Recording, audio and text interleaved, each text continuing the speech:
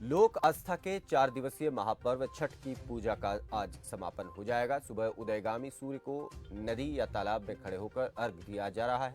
उगते सूर्य को अर्घ देने के साथ छठ पूजा संपन्न होती है। छठ पूजा की शुरुआत नहाय खाए के साथ हुई। इसके बाद खरना हुआ। पूजा के तीसरे दिन डूबते हुए सूर्य को अर्घ और चौथे दिन उगते हुए सूर्य को अर्घ दिया जाता है। इसके बाद प्रसाद बांटा जाता है। इसके बाद व्रती महिलाएं व्रत का पारण करती हैं। यूपी समेत कई राज्यों में छठ पर्व के अवसर पर श्रद्धालुओं ने सुबह उगते सूर्य को अर्घ दिया। उगते सूरज की पहली किरण धरती पर पड़ी तो सूर्य देव के अर्घ देने का सिलसिला शुरू हो गया। अर्घ के बाद व्रती महिलाएं पारण कर रही हैं। उसके बाद 36 घंटे का निर्जला व्रत संपन्न हो रहा है। आज अर्घ देने का मुहूर्त सुबह 6:05 का था। वाराणसी, प्रयागराज, लखनऊ, कानपुर, गोरखपुर सहित कई शहरों में भोर से व्रती महिलाएं सूर्य के उगने का इंतजार करती रहीं।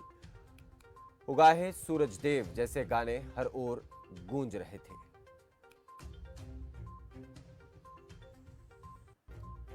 त्योहार को लेकर अगर मैं बताऊं, करीबन दीपावली के बाद में फिर यही बड़ा एक त्योहार होता है जिसको लोग मनाते हैं। आपको बता दूं कि लगभग 4 दिन पहले निर्जला व्रत रखती हैं और महिलाएं और पुरुष दोनों।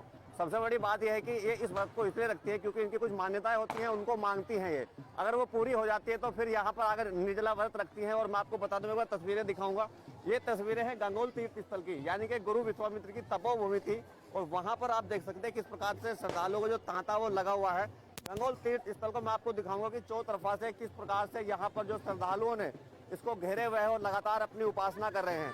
तस्वीरों में देखिए कि किस प्रकार से इतनी सुंदर जो तस्वीरें हैं, दीप जल रहे हैं, सारी चीजें हैं। और सुबह से ही जल में खड़े होकर भगवान की उपासना कर रहे हैं। सबसे बड़ी बात है कि इस त्योहार को ये तब तक जल में खड़े रहेंगे कि जब तक सूर्य देव उत्पन्न नहीं होते हैं। आपको बता दूं कि तकरीबन 7 बजे के बाद में जैसे सूर्य देव उत्पन्न होते हैं तो उसके तुरंत बाद में यहाँ पर सूर्य देव को अर्घ देंगे और उसके बाद में अपना व्रत खोलती हैं।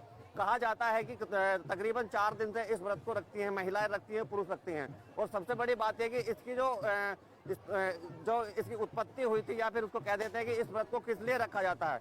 जो जिस प्रकार से महाभारत के योद्धा थे कर्ण, यानी कि वो सुबह यानी कि 3-4 घंटे जल में खड़े होकर सूर्य देव की उपासना करते थे। उसके बाद में उनको एक महान योद्धा कहलाया गया था। यानी कि कहीं ना कहीं उनकी एक मान्यता थी कि वो महान योद्धा अगर बनते हैं तो उनको ये काम करना पड़ेगा और भगवान की उपासना करनी पड़ेगी। सबसे बड़ी बात है कि उन्होंने इसकी उपासना करने के बाद में ही जिस प्रकार से वो एक महान योद्धा कहलाए।